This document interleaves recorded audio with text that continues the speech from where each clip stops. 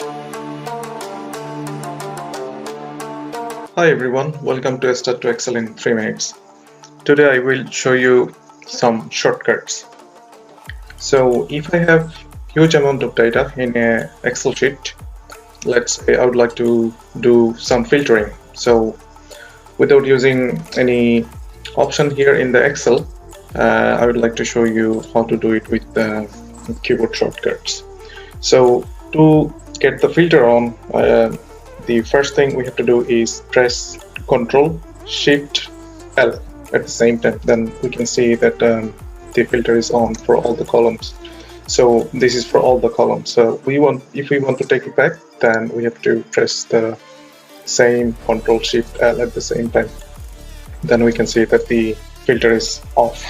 Then if I want to see, let's say my filter is on, and in the second column B, I would like to see all of the values with the shortcut, then I have to press Shift Alt down arrow. Then I can see all the values here, and then with the up arrow and down arrow I can actually move my filtering, or if I need something to do, then I can do it.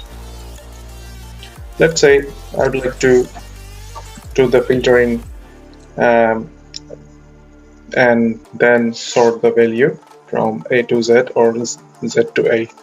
Then select the column again and press Alter down arrow and S at the same time. Then I can see it is A to Z. And if I want to do the other way around from Z to A, then I can see I can press Alter down arrow and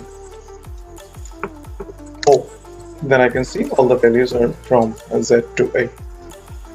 And then if I want to search for any specific country name here, then I have to press Alt down arrow E at the same time. Then I can see that my cursor is blinking in the search box. Then I can search for the name of the country, for example Bangladesh. Then press enter. Then I can see the value for Bangladesh only. So this is how we can use the filtering option with shortcuts. Thanks everyone.